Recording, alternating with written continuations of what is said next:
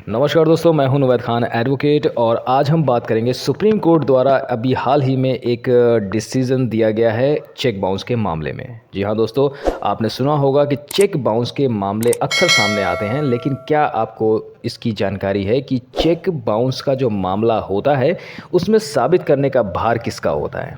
यानी कि अगर चेक बाउंस हो जाता है और कोर्ट में सुनवाई होती है तो ये केस में साबित करने का भार किसका होता है? और सबसे इम्पॉर्टेंट बात जो इस मामले में अभी हाल ही में सुप्रीम कोर्ट ने डिसाइड की है, वो हैंड राइटिंग को लेकर की है।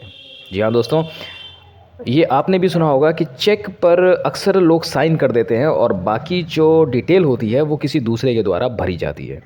जी हाँ दोस्तों, चेक पर जो डिटेल भरी जाती है उसकी हैंड राइटिंग अलग हो जाती है और साइन करने वाले की हैंड राइटिंग अलग होती है, तो इसका ख़ास ध्यान रखा जाता है। अभी हाल ही में जो सुप्रीम कोर्ट ने डिसीज़न दिया है वो ख़ास तौर से इसी पॉइंट पर दिया है कि हैंड राइटिंग एक्सपर्ट द्वारा इस मामले में हैंड राइटिंग को मिलान करवाया गया था। आइए हम बात कर लेते हैं पहले कि चेक बाउंस होता किन कारणों से। पहले हम इस पर बात कर लेते हैं।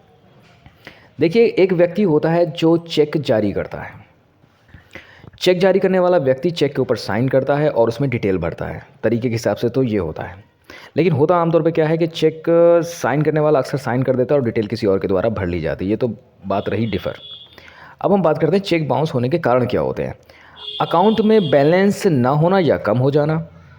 यदि कोई चेक जारी किया गया और चेक में जो अमाउंट भरा गया है वो अमाउंट आपके बैंक अकाउंट में उतना बैलेंस जब नहीं होता है जितना कि चेक में भरा हुआ होता है, तो ये मान के चलिए कि चेक आपका बाउंस हो जाता है।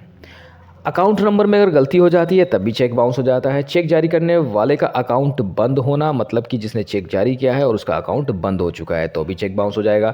सिग्नेचर मैच ना होना, यानी कि सिग्नेचर अगर आप साइन करने वाला यानी चेक पर जिसने साइन किया है उसका सिग्नेचर मैच नहीं करेगा तो भी चेक बाउंस हो जाएगा।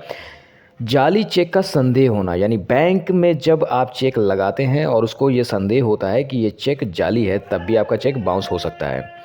बात आती है शब्द लिखने में गलती, यानी कि शब्द अगर आपने जो लिखे हैं उसमें अगर कोई गलती हो जाती है तो भी चेक बाउंस हो जाता है। ओवर राइटिंग, यानी चेक आपने डिटेल भरी और उसके ऊपर से दोबारा से आपने उसके ऊपर ओवर राइटिंग कर दी तो अभी चेक बाउंस हो जाता है।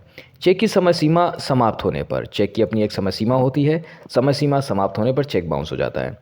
चेक पर कंपनी की मोहर ना होना, यानी कि किसी कंपनी के द्वारा जब चेक जारी किया जाता है और उस कंपनी की उस पर मोहर नहीं लगी होती, यानी स्टैंप नहीं लगी होती। अक्सर ये जीएसटी के जो फर्म्स होती हैं, रजिस्टर्ड फर्म्स होती हैं, वो उनके जब चेक जारी होते हैं तो ख़ास तौर से वो स्टैंप ज़रूर लगाना पड़ती है।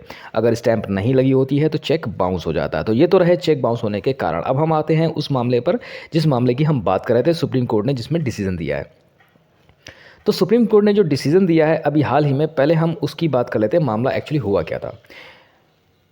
इस मामले में आरोपी जो था, यानी कि चेक बाउंस का जो ज़िम्मेदार ठहराया गया था, उसने ये बात मान ली थी कोर्ट के अंदर कि उसने एक खाली चेक पर साइन करके दिया था, यानी कि उसने एक ब्लैंक चेक साइन कर दिया था। मामला पहले दिल्ली हाई कोर्ट में था, उसके बाद सुप्रीम कोर्ट पहुंचा था। तो दिल्ली हाई कोर्ट ने क्या करा, दिल्ली हाई कोर्ट ने हैंड राइटिंग एक्सपर्ट से जांच करवाई कि चेक की डिटेल और दस्तखत एक ही व्यक्ति के हैं या अलग अलग व्यक्तियों के हैं।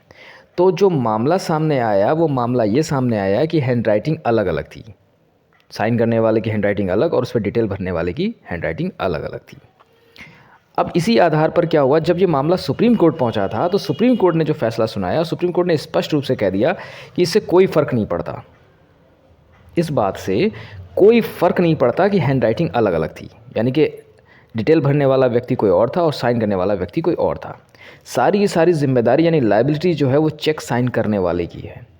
सुप्रीम कोर्ट ने कहा कि जिसने चेक पर साइन किया है वही जिम्मेदार माना जाएगा, यानी कि आप अब ये बचाव नहीं ले सकते हैं कि हमने तो सिर्फ ब्लैंक चेक साइन करके दे दिया था और डिटेल तो किसी और ने भरी, अब डिटेल जिसने भरी वो जिम्मेदार है ना। ऐसा बिल्कुल नहीं है। सुप्रीम कोर्ट ने इस फैसले में स्पष्ट कर दिया कि जिम्मेदारी तो उसी की है जिसने साइन किया है, चाहे चेक की जानकारी किसी ने भी भरी हो, इससे फ़र्क नहीं पड़ता। जब तक यह साबित ना हो कि चेक किसी उधार या कर्ज के भुगतान के लिए दिया गया था, तब तक साइन करने वाला ही जवाबदेह रहेगा। यानी कि इसमें एक पॉइंट अभी बचाव के लिए है कि चेक जो जारी किया गया था, अगर वो किसी उधारी को भुगतान करने के लिए या कर्ज का भुगतान करने के लिए अगर जारी किया गया था, तब मामला कुछ और, यानी कि फैक्ट बदल जाएगा। इसमें बदलाव आ जाएगा। फ़िलहाल तो चेक पर साइन करने वाला ही जिम्मेदार माना जाएगा। सुप्रीम कोर्ट ने ये फैसला सुनाया है। उम्मीद करता हूँ ये जानकारी आपके काम आएगी।